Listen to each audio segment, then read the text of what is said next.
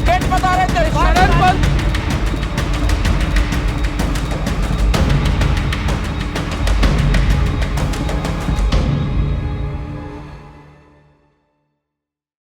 प्यारे साथियों, पिछले एपिसोड में हमने ये समझने की कोशिश की थी कि आखिर हम बार बार दुनिया की तरफ क्यों झुके जाते हैं और इस झुकाव से हमें क्या सीख मिलती है। हमने देखा कि ये दुनिया असल में एक परीक्षा और इम्तिहान है, और इस इम्तिहान को इतना बनाने वाले ने खूबसूरत बनाया है कि इंसान उसकी चमक दमक में खो जाता है, लेकिन उसी खूबसूरती के अंदर एक धोखा भी छिपा दिया गया है ताकि इंसान ये समझ सके कि यही आखिरी मंजिल नहीं है, ये हमेशा रहने वाली दुनिया भी नहीं है, ये सिर्फ एक पड़ाव है, ये सिर्फ एक पड़ाव है, चाहे 6 महीने का हो चाहे 100 बरस का हो। लेकिन इस बात से एक बहुत बड़ा सवाल पैदा तो होता है, अगर ये दुनिया सिर्फ और सिर्फ इम्तिहान ही है, आखिर ऐसा क्यों? खुदा चाहता तो हमें ऐसा ही बना देता कि हम वही करते जो वह चाहता, न कोई गुनाह होता, न कोई नाफरमानी, न कोई संघर्ष, तो फिर इंसान को ये आज़ादी क्यों दी गई? आइए आज इस सवाल पर गुफ्तगू करते हैं, अपनी बात रखते हैं। बिस्मिल्लाहिर्रहमानिर्रहीम, शुरू अल्लाह के नाम से जो एक है, वाहिद है, जिसकी रहमत की ना कोई हद है न कोई हिसाब, और जिसकी रहमत कभी ख़त्म नहीं होती। कुरान में सूरह बकरा चैप्टर 2 वर्स 30 में अल्लाह फरमाता है, और जब तुम्हारे रब ने फरिश्तों से कहा कि मैं ज़मीन में एक खलीफा बनाने वाला हूँ। साथियों, यहाँ खलीफा शब्द और उसका समझना बहुत अहम और अनिवार्य है। खलीफा का असल मतलब होता है सक्सेसर, हिंदी में इसे उत्तराधिकारी कहा जाता है और उर्दू में वारिस। लेकिन यहाँ एक सवाल उठता है, अल्लाह तो हमेशा से है और हमेशा रहेगा, वह ना कभी पैदा हुआ और ना कभी उसका अंत होगा, तो फिर अल्लाह का सक्सेसर कैसे हो सकता है? जाहिर सी बात है, सक्सेसर तो उसी का होता है जो अपनी जगह छोड़ दे। जैसे कोई पिता इस दुनिया से चला जाए तो उसकी औलाद उसकी जगह लेती है, या उसका सक्सेसर या खलीफा कहलाती है। लेकिन अल्लाह के साथ ऐसा हो ही नहीं सकता। तो फिर अल्लाह ने खलीफा शब्द का इस्तेमाल इंसान के लिए क्यों किया? अगर हम अल्लाह की हस्ती को सामने रखकर इस वर्स और इस आयत को कुरान की समझे तो ऐसा लगता है कि अल्लाह खुद बता रहा है कि मैं अपनी मर्जी से ज़मीन पर अपने सीधे इख्तियार का एक हिस्सा पीछे ले रहा हूं और उसकी जिम्मेदारी इंसान को सौंप रहा हूं। मैनेजमेंट में एक शब्द आता है, डिसेंट्रलाइजेशन एंड डेलीगेशन। ये अल्लाह का फैसला है। अल्लाह को अपने हर फैसले पे इख्तियार है, और ये फैसला उसके अलावा कोई और कर भी तो नहीं सकता। अब जरा आगे बढ़ते हैं। अगर अल्लाह इंसान को वह अधिकार दे रहा है جس کے آدھار پر اسے فیصلے لینے ہیں، تو ظاہر سی بات ہے کہ انسان کو ان فیصلوں کے لیے کچھ ایسی کوالٹیز بھی چاہیے ہوں گی جو اللہ کی صفات، اس کے ایٹریبیوٹس، اس کی خصوصیات کا ایک عکس یا اس کی جھلک ہو۔ اسی لیے اسی سورہ بقرہ یعنی قرآن کے اسی چیپٹر کے ورس نمبر 31 میں اللہ فرماتا ہے، اور ہم نے آدم کو سارے اسماء سکھا دیے۔ یہاں اسماء کا مطلب عربی میں لفظ ہے اسم، اور اس کا پلورل ہوتا ہے اسماء، نیمز۔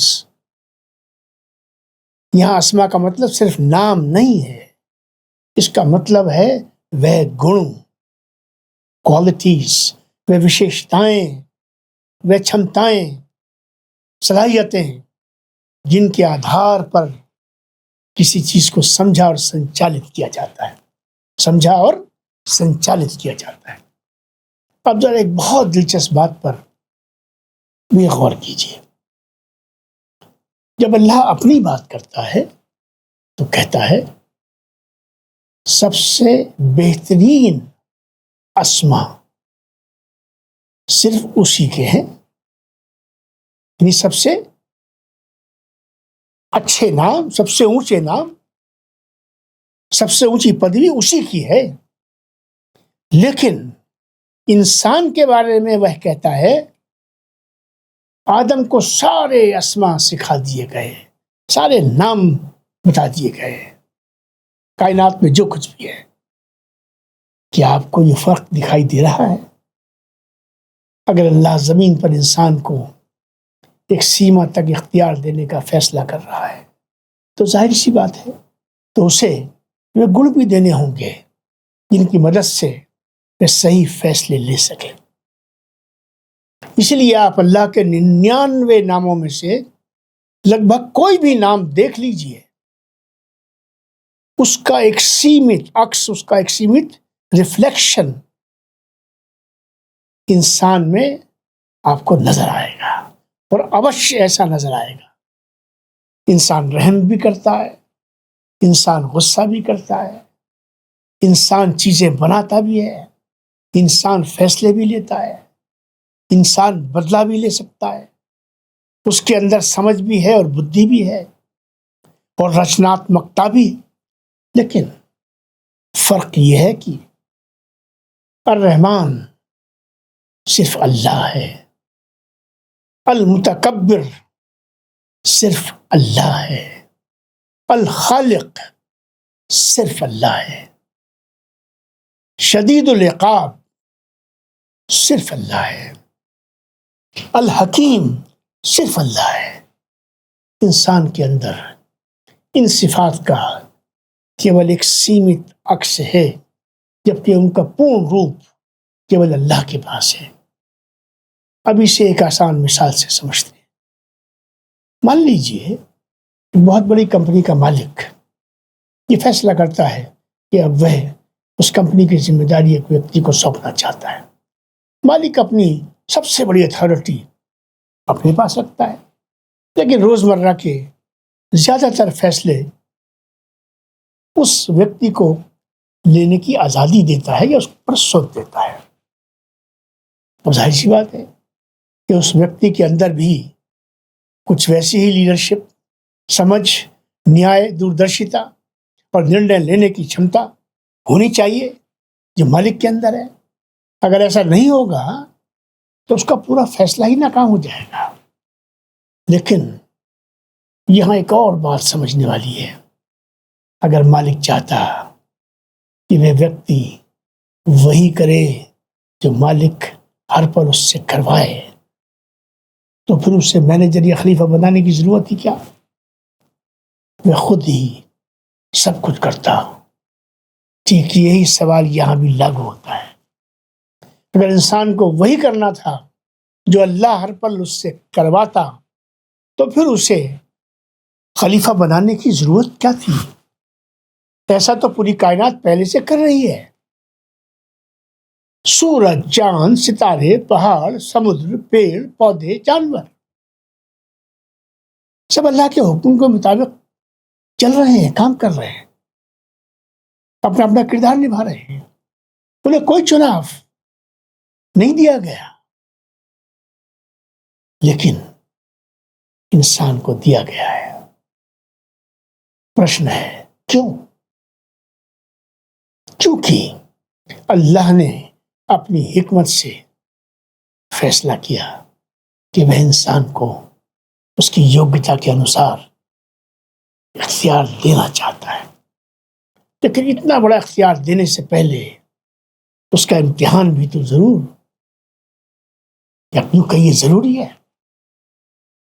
یہ دیکھنا ضروری ہے کیا وہ رحم کرنے کے سمے بدلہ تو نہیں لے گا؟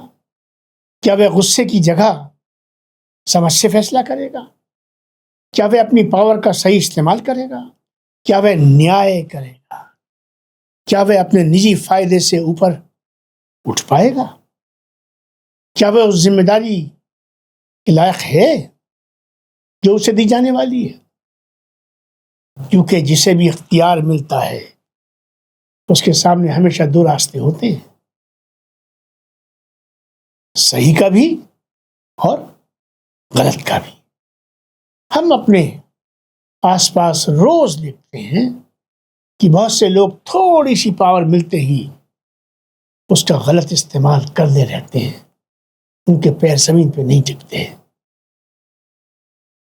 اگر چھوٹی سی طاقت انسان کو بدل دیتی ہے تو دوستو سوچئے اللہ کی خلافت جیسی ذمہ داری کتنی بڑی ہوگی. اس لیے اتنا بڑا مقام بنا امتحان اور پریکشا کے نہیں مل سکتا. اور جب امتحان ہوگا تو یہ فطری بات ہے، اس کا حساب بھی ہوگا، اکاؤنٹیبلٹی اس کا انٹیگرل کمپوننٹ ہوگا. پھر اسی حساب کے آدھار پر جنت اور جہنم، سورگ اور نرک کا فیصلہ بھی ہوگا. کتنی لاجیکل یہ ہائرارکی اور چین ہے. جو ذرا بھی بدھی کا استعمال کرے گا اس کی سمجھ میں آ جائے گا. اور دیکھیے قرآن کی ہر بات دوسری بات سے جڑی ہوئی ہے. یہ ایک لڑی ہے جس کا ایک دانہ دوسرے دانے سے جڑا ہوا ہے. یہ پورا سندیش ایک ہی دھاگے میں پرویا ہوا ہے. اس میں نہ کوئی ورودھابھاس ہے، نہ کوئی خالی جگہ، نہ کوئی بے میل بات.